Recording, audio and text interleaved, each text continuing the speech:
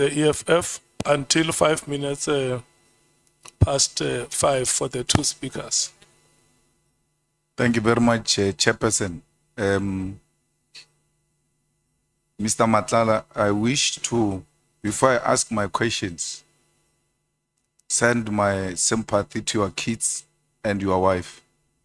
Thank you so much. Because no one, even a hardened criminal, must have police coming into their house and making their kids to sleep on the floor. No one must ever do that to our kids and to our wives. If they've got an issue with you, they must take you on.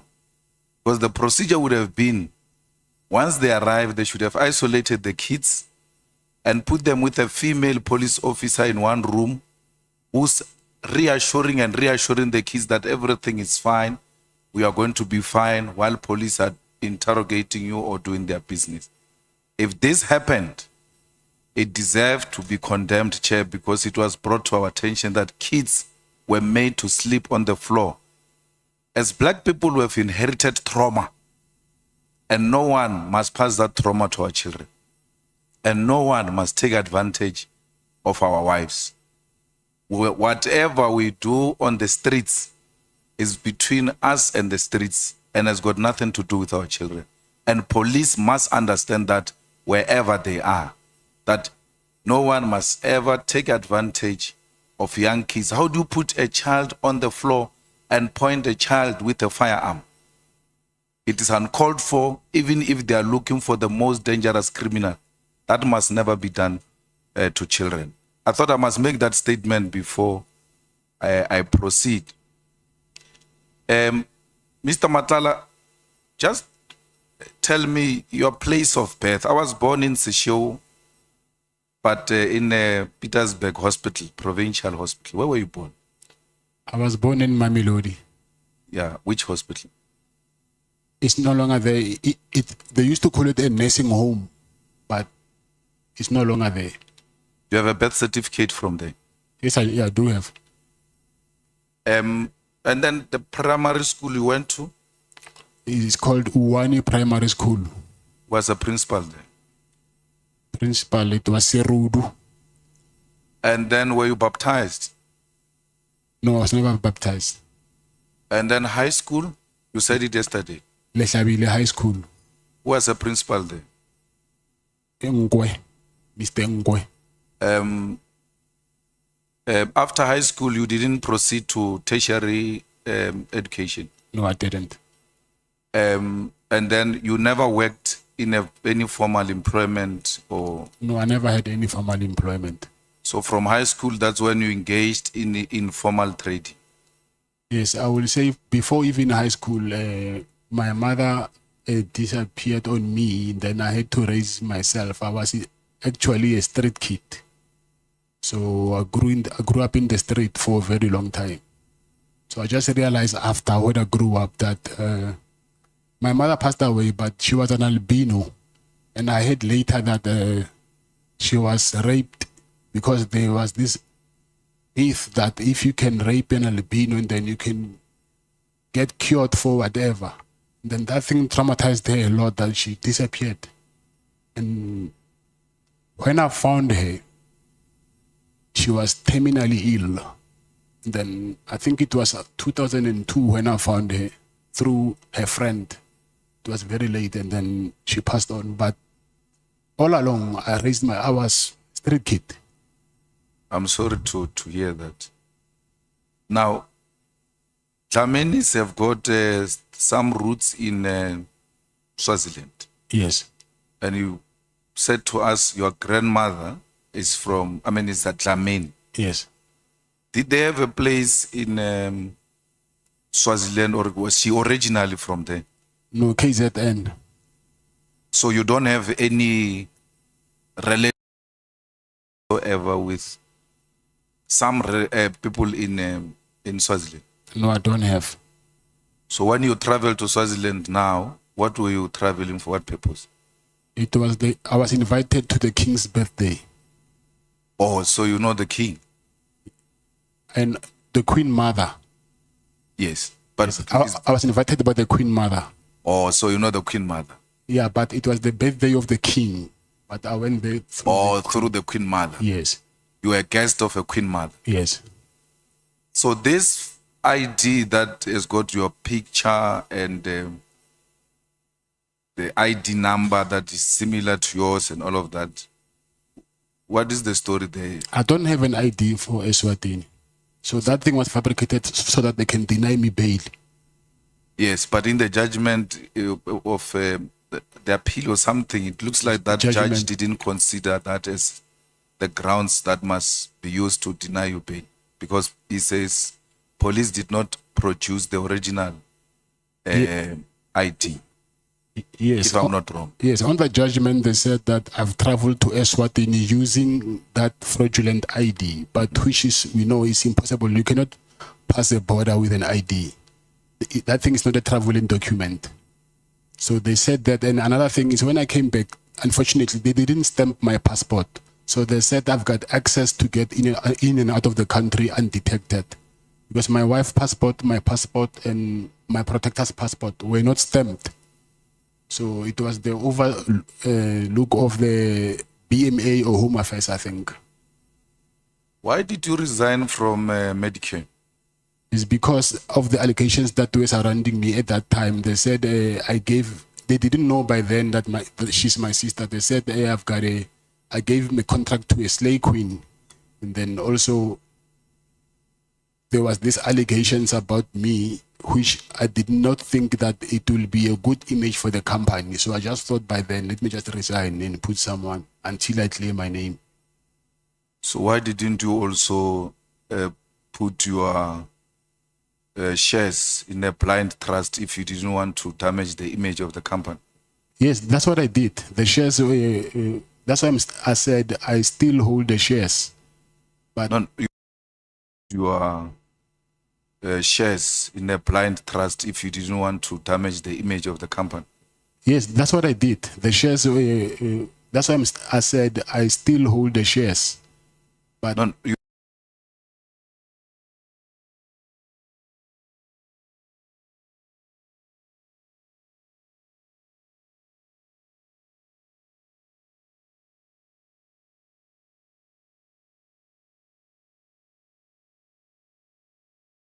I was just avoiding me being the director of the company.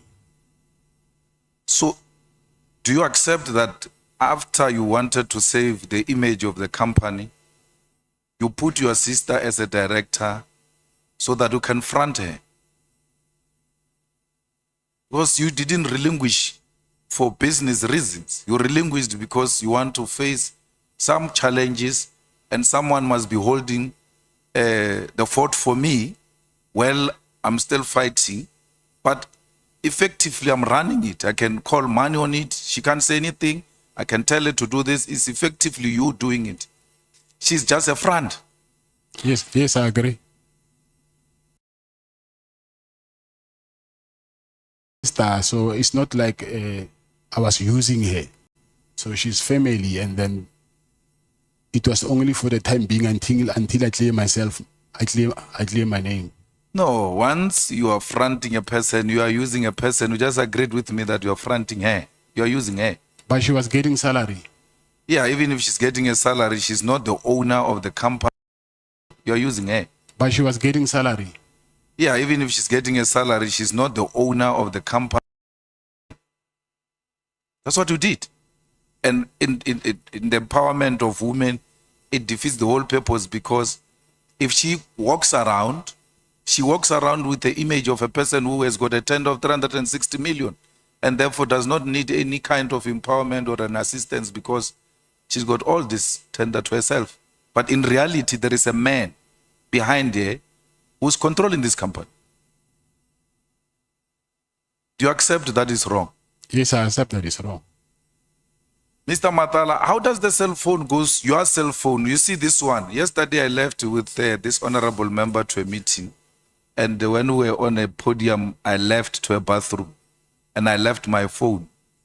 When I came back, she food and goes to a prisoner inside here, and when you come in here, you find it in a cell.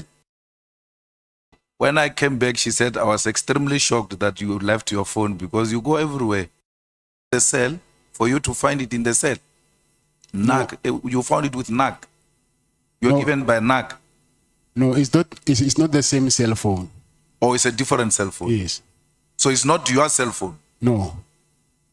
Or NAC gave you a cell phone that you can use while you are inside? Yes, I found him inside prison. He was using the cell phone. You didn't go with your cell phone? No. So when they found the cell phone, why are they saying it's your cell phone when it is NAC's cell phone?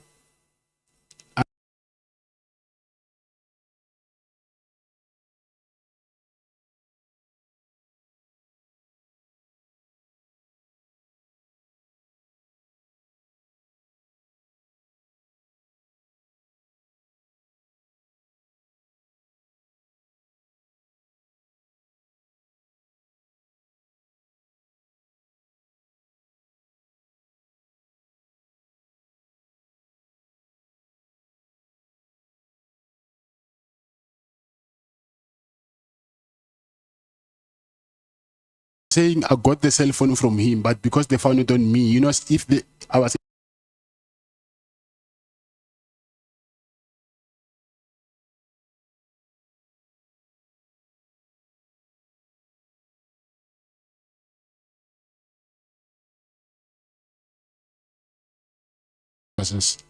there's someone who came to me with that cell phone, because you know in prison a cell phone is like a public phone. You'll find 3 people using the same cell phone.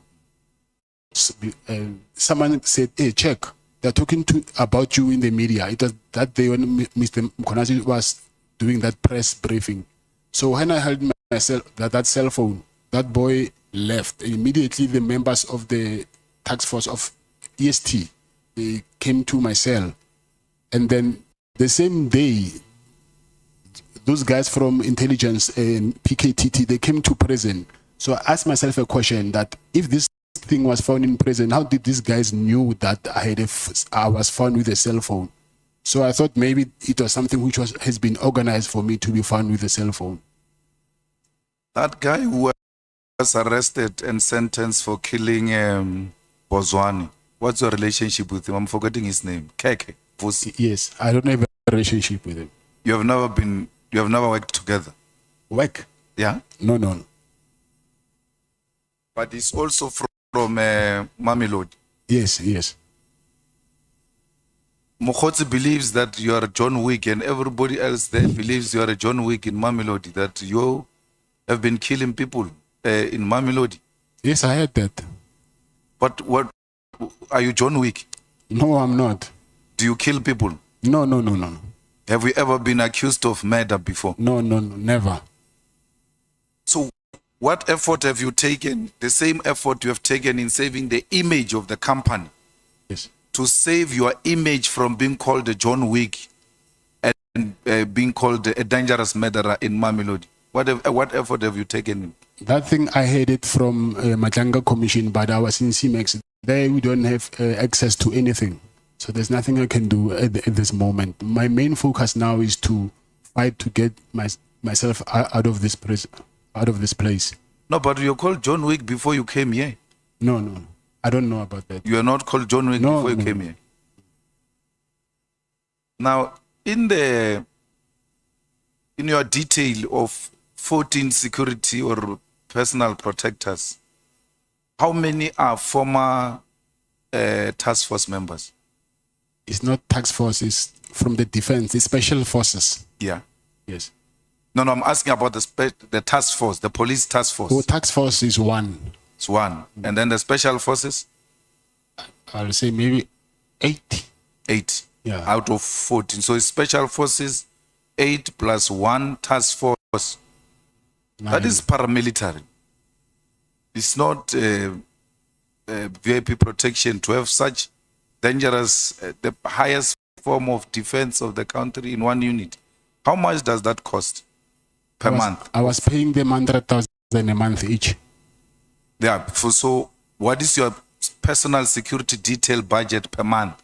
Because remember, it's food, it's petrol, it's convoy, it's hotels, it's all of that. My budget is 2 million. No, you said the security company makes 2 million. You can't budget 2 million. So the whole Yes. 2 million, when it gets in, it Yes. goes to those people. Yes, but I don't have one company. Oh, so you source from different companies to Yes. maintain that lifestyle. I've got a message. You know, Jerry's mom called me and asked me that I must ask you to return her son because she believes very strongly that you kidnapped her son. Yes. And she cries in tears because she says she knows you. And she has given you a plate of food to her, you are a child. If we were to talk to her now, as she's listening, what will you say to her? I will say that they are misleading her. And I think the people who are misleading her are the people who put me here in prison. Because I think they even went and told this same thing to, before the mother, to Jerry's wife.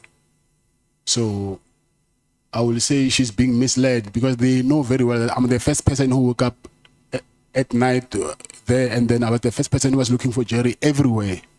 So when they say I kidnapped her, it's because maybe of my suggestion that rather let's tell the police the truth. And then they were not comfortable with that. And I said to them, it's either we do that or we never find him, because if we don't give them a clue, then how are we going to know, how the police, are they going to know where he is? So they were emphasizing that we need to save their image, his image. So me and them, we ended up not agreeing on one thing, because even myself, I was tired of looking for someone, but we must lie to the police on the other side. Yeah, but I'm saying I'm given some limited time and I'm allocating it to you. Speak to her. Talk to Jerry's mom. She's listening to you now. She's watching you. Talk to her. Her son has been missing for so long. Yes. And she feels very strongly that you took her son. Yes. The same way they felt very strong that you took AB's wife and AB's son. Yes. So before you speak to AB, speak to Jerry's mom. AB knows that. I think wherever he knows that thing he knows very well that I've never. No, leave AB. I'm saying, yes. AB, Jerry's mom is watching. Talk to her. I will say, Mama, you know very well me and your son. We are very, very, very close friends. We've done a lot of things together, traveled together, me and his wife and my wife, and there was nothing that I will do to harm your son. Actually, your son was like a young brother to me. So there are people who are getting between us, trying to convince you that I took your son so that you might think of me as this boogeyman that people paint me to be. But from the bottom of my heart, I've never and I will never, ever do anything to harm your son or your family. Thank you, sir. I'm sorry. Thank you. Now, did you have a business deal with Jerry in some comfort installing solar system? Yeah, but it was his business. But I'm the one who got it for him. So you worked together, and whatever the money is that you were supposed to transact at that level, yeah, you sorted each other out. Yes. Now, just before Jerry disappeared, and then I think Jerry disappeared a week or two, and AB's wife disappeared 2 weeks after or so, but it was within a short space of time. Yeah, I think a week in between or so, yeah. They say Jerry and AB were in your office. You wanted them to do some tender in Limpopo of a CID. You called AB because he had a CIDB 9. Yes, that's and true. they both declined to do that business with you. And that's where their problems started. He actually accepted AB, and it was not in Limpopo, it was there in Silverton, where there's a fourth plant. And then he accepted. The thing is, he was supposed to go to a briefing. I think he missed the briefing or something. That's why the thing didn't happen, but he never did land. So now, do you know anything about AB's son and AB's wife? No. But were you not involved in helping them to find the wife and the son? Yes, I was. And then what were, as from a security company perspective, what were your suspicions or your findings, as it were? Actually, there is this Pakistani guy whose employee was kidnapped. The Pakistani guy, he's a Muslim. We go to the same mosque. So he told me that his employee is being kidnapped. So I asked around and I found out there's some guys in Attridgeville who kidnapped that employee. And I took my chances. I just said, call the guy, and I said, I know it's you, but I was just testing the waters. Return that guy because we do not want to come looking for you. Luckily, he dropped him off by Church Street at Sasol Garage. Then we found the guy. So now, with AB's family, because the guy who kidnapped the Pakistani guy were from Attridgeville. So I said to AB, because you are not far from Attridgeville, I suspect it might be these guys. And I called the guys as well. I said to them, you see now, you're starting, can you please return AB's family? And then he hung up and then he switched off the phone and then he just disappeared. And I just heard that after a while they said, okay, I'm disguising to appear as if I'm helping AB, but I know that I'm the one who's doing this. But I think it was those guys trying to divert their attention. You remember when I started, I spoke about your son and your wife and how they should not be treated the way they are treated by police. Yes. AB's son and AB's wife did not deserve what happened to them. I agree, yes. Especially the son of AB who will forever be traumatized by those experiences. Yes. And Jerry's wife and children do not deserve to see their father not returning from home, because every sunset they look forward to the return of their father and the father does not come back. Like you growing up without a father, these children want their father, they want to see their father returning. And no one must do that to children and our wives. You agree? With your security experience, do you think Jerry is still alive? I mean, those kidnapping people, if they kidnap you to extort money, for you to give them money, a ransom and all of that, but once they keep you for too long, you become an expense to them because they have to feed you, they have to, if you are sick, medication, accommodation and all of that. Why would they keep you this long when they know that there's actually nothing coming forward? Do you think Jerry is still alive? Not do you know. With your own security experience and your instinct as a friend who says to the mother of Jerry, this was like my younger brother. Something in you should tell you that this guy is no longer there or is still there. Honestly, I agree with you. At some point, he will end up being a liability to his abductors. So I don't think also myself by now that if he's alive, then what are they gaining for keeping him so long and then spending money on him, but they're not getting anything in return? So it's a very hard one to accept, but obviously when you add one and one together, for me, it does not give me, I wouldn't say that these people will benefit anything from keeping him so long. I don't think so.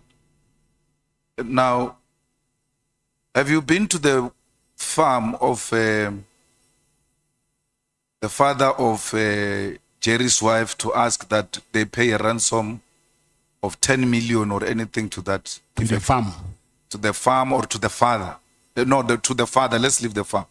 Have you been to the father, like the father-in-law of A? Jerry's father-in-law. Yeah. I mean, Jerry's father-in-law. Yeah. Have you been there and asked that they pay some ransom to these people? No, I've been there, but not to say to pay ransom. Yeah, but what were the discussion between you and the father-in-law?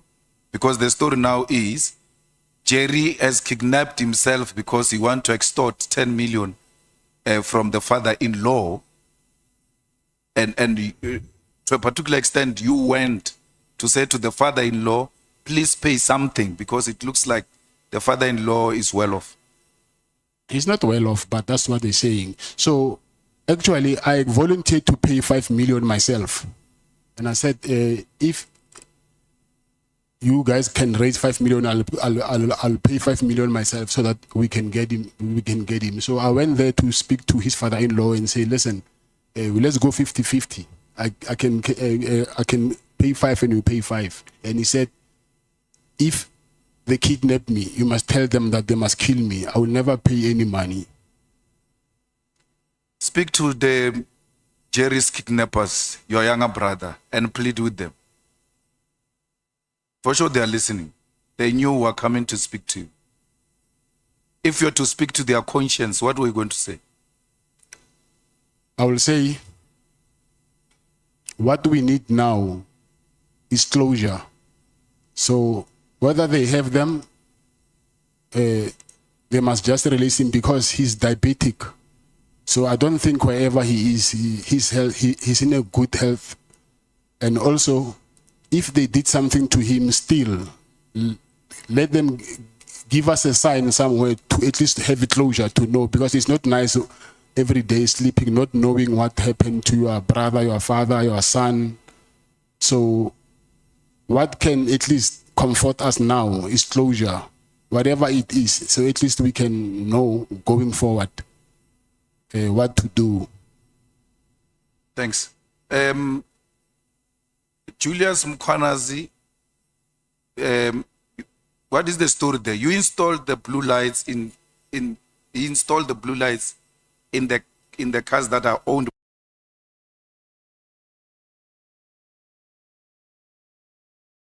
Julius Mkwanazi, what is the story there? You installed the blue lights he installed the blue lights in the cars that are owned. What is the story there? You installed the blue lights he installed the blue lights in the cars that are owned. I donated cars to his to EMPD, to him. So they took them belonging to you? No. But there was a News 24 article that showed a lady saying Mama Cat is taking his kids to school in style, and they were playing with blue lights like they are playing with yo-yo. Yes, I'm divorced with my first wife. So I was not in relationship with my first wife. And Mama Cat is the media saying that. It's not her saying Mama Cat. So she's living her life, and then I don't even, and those are not my cars. So my cars are BMWs. I think everybody knows. I use BMWs. So she's got cars also with blue lights without your involvement. She don't have cars. Maybe she sourced a security company or what she did, I don't know. Because me and her, we don't have that relationship anymore. We divorced. What is your relationship with Julius Mkwanazi? Julius Mkwanazi, I will say, he was a friend. Was. Oh, so you donated because you had a friend who was in the position of authority? No, it's because I proposed to him when he was an operations manager that, listen, I want to donate the cars, but with conditions that we do brand awareness, and then I will also send proposal to... Protected by you?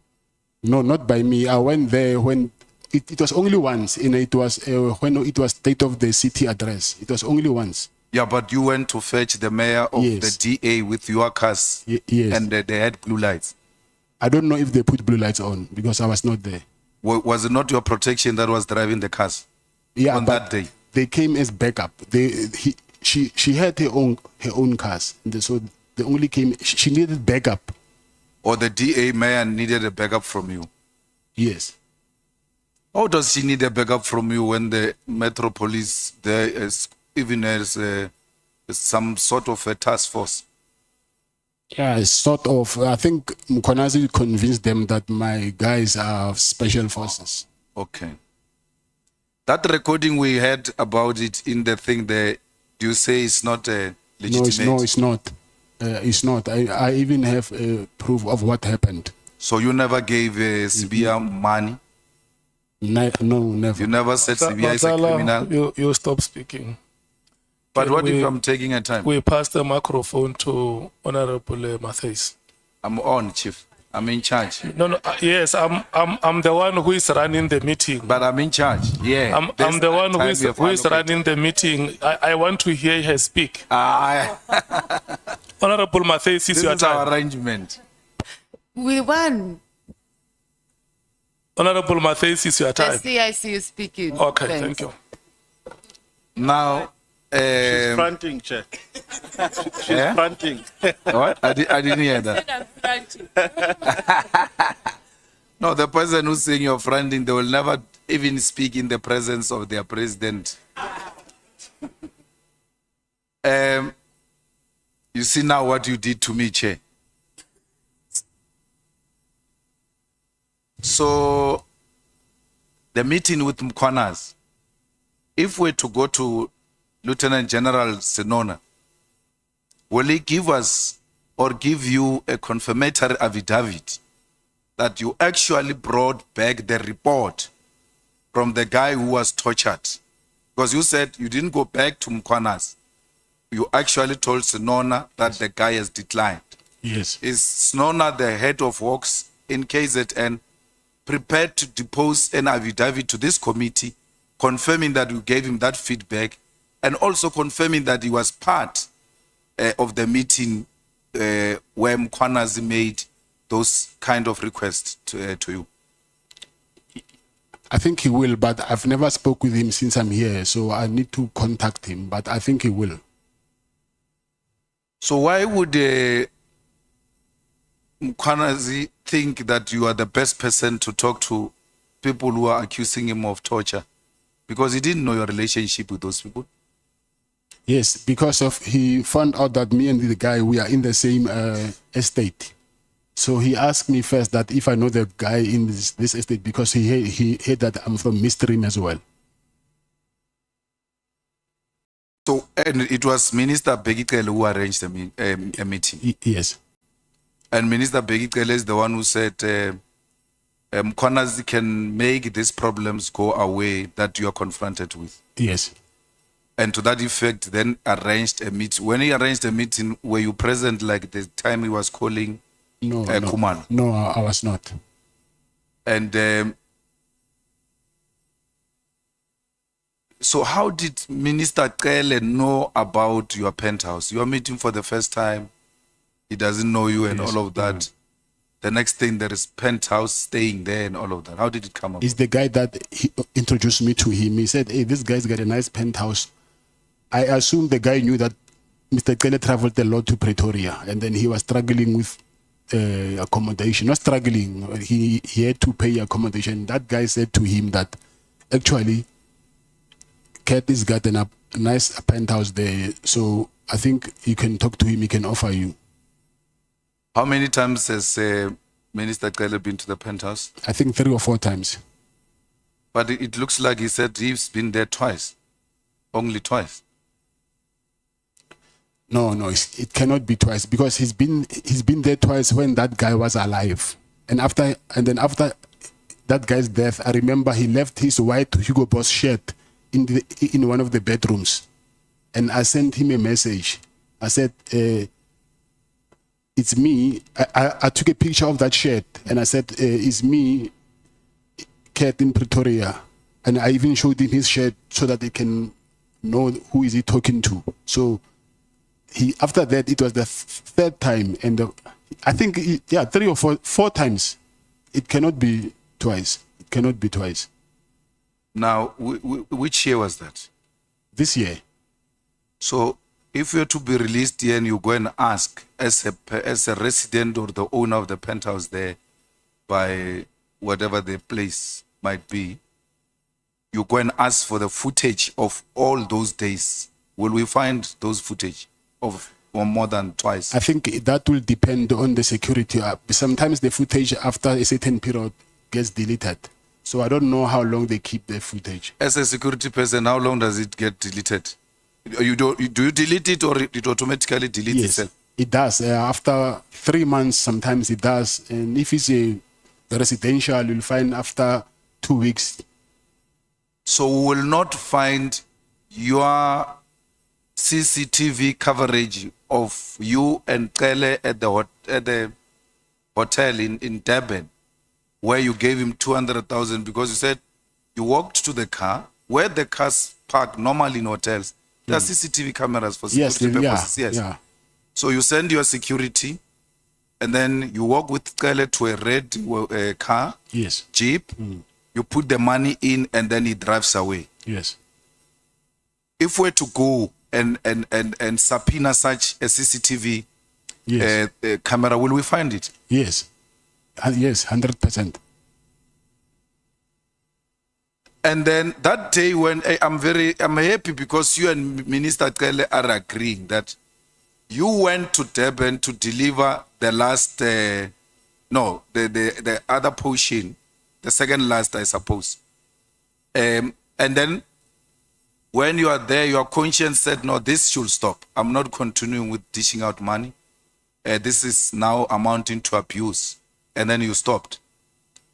But he kept on calling you. So where you and him agrees that you were supposed to meet in Durban. Yes. That's why he gave you 20 calls. And you are saying, yes, I drove to Durban for purpose of giving him money. And that day, I took a decision, I'm no longer doing it anymore. And he gave you 20 missed calls. And we asked him, why did you call him so many times? He says, we were supposed to meet. Yes. So on the meeting part, you and him are agreeing. What we need an evidence of is this portion of the exchange. Even if it's not visible money, but as long as we see the Kele money from you, the Kele bag from you to his car, that's prima facie enough. So, did he really make those calls on that day when you decided, no more? I'm no longer answering his calls. My phone is, even now, is here with my legal team. His missed calls are still there. You can even see them now. And we need some, even if it's smallanyana evidence that demonstrate that you indeed exchanged money, because the problem is that Mabonga is dead. Yes. And the protector that went to fetch the Woolworths bag, is he still alive, and will Yes. he be prepared to dispose an affidavit that you send him in the presence of Minister Kele to go and fetch a bag? And obvious, if he's a personal protector, meaning a bodyguard, he will walk with you or behind you Yes, as yes. you walk to the car Yes. with Minister Kele, and then you putting, will he give us some affidavit? Yes. Yes. I'm worried, Mr. Matlala. 12 cases withdrawn, 1 guilty verdict, 1 not guilty verdict, 1 acquitted. And you've got police around Pretoria here who are sent around as your eyes boys. Why would the police go and fetch a car to... Your story is actually making this the case of that police officer even worse. Because you take a card from your PA, you give it to a police officer. What stops a PA from taking the card to go and buy a battery and bring it to you? Because generally that is the work of the PAs. And here police are being converted into PAs in the absence of the PAs. They're actually being given the job by PAs that they said, I must give you a card to go and do what I'm supposed to do or I'm employed to do. What should we take of this kind of a relationship you have with police? And the next thing, cases are withdrawn, and meaning the people who have actually complained in these cases have never experienced justice because this will somehow, the reason we're asking you about this police officer is to determine your proximity to the police in this area and to determine whether police are actually under your control. No, they're not under my control. Yeah, but why would you send a police? And he's probably older than you, No, he's not. or is a small boy. He's a lady. Okay, so you were sending a lighty policeman to run around. Not a lady. You know, when you, like a little brother, I will say that. So not a lady in a defamatory way, manner.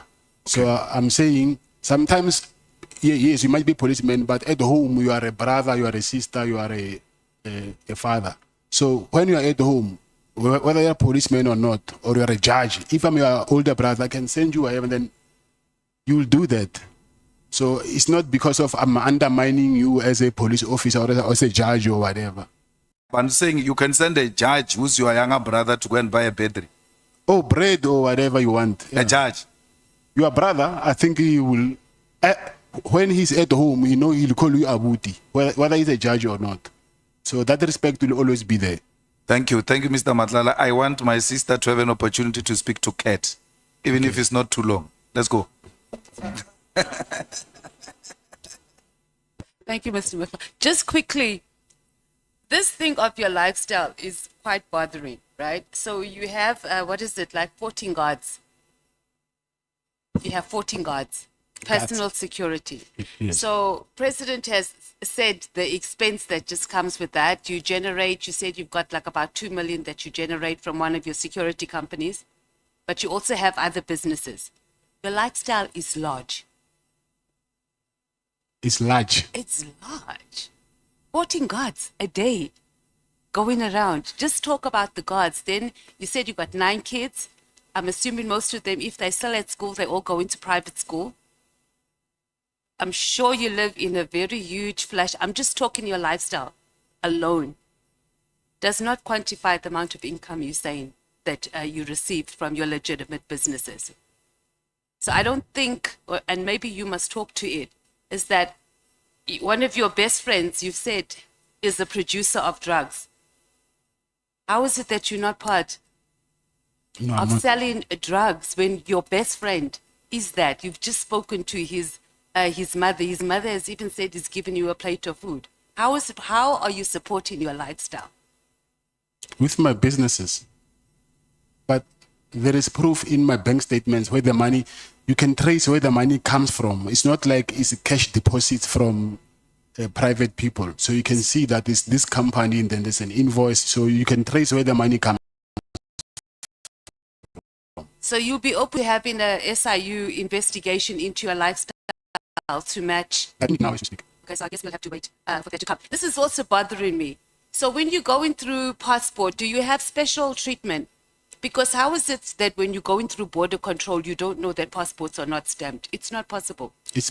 I'm saying it's an oversight. No, it can't be. There's no way you're there by the passport control. So do you go to passport control or do you sit in the car and you have handlers go through, stamp the passports, and then they go through? Because you're there at border control. You sit there and you see, like, you'd know that your passport is not stamped. So, but it's not only my passport. I can... So that's why I'm asking. Yeah. Did you personally go through border control Yes. or did you have handlers do it for you and you were standing on the side? The car will park next to the office and then they'll want to see. Obviously, I'm inside the car and then the BG will take all our passports and then the authority will come and then they want to see our faces first before they can compare with the passports. So they do that. So what happened, I really don't know. On both sides, both the South African border side and the Lesotho border side. No, it's only, they've noticed it on the 19th when I went to Eswatini, and when I came back, it does not show me coming back to South Africa. From whose side? Exiting or entering? Because you have to get to... Entering South Africa. I've never seen that. They stamp. And I don't think which border did you use? Because I don't think you do it through... Oshuk. And then this John Wick reputation that President was talking about. You've just explained on how you have that John Wick reputation, because when we were talking about the issue about at one of the kidnappings, you said you took chances and you called whoever this person was, I missed the name, and you said, Mr. you Matlala, don't want me to come stop, for you. And the you person stop was talking. released. Stop That's speaking. confirmation of John Wick. Thank you, Chair. Honorable members, we are coming back at 20 minutes past 5. If we can listen here.